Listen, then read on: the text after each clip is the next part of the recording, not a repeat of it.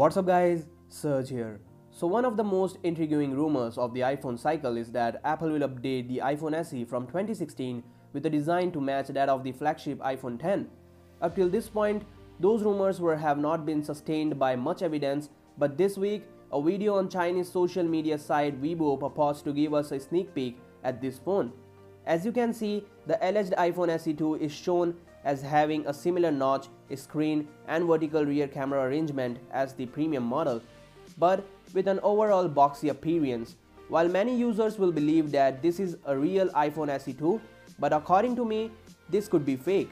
Starting with the video itself, aside from the lower third graphic asking if it is an iPhone SE2, there is nothing actually in the video to suggest what it actually is. If the video is watched without the lower third graphic, many would believe it to simply show someone playing around with an iPhone X.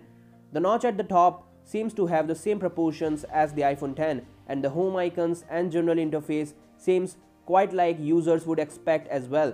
A side view showing the boxier edges may be a sign of it being a different smartphone, but it could also easily be a case for the iPhone X, make it to look like an older iPhone. There's no way to compare this phone with an iPhone SE, as the SE family is used to be small in size. Apple moving iPhone X features to iPhone SE2 would be illogical, as adding features like a notch, Face ID's true depth camera would potentially make it expensive in market, and that would not attract customers to it. Additionally, the reports and rumors predicted that the upcoming iPhone SE2 will be an inexpensive phone with major software upgrades like RAM, processor and possibly the wireless charging feature.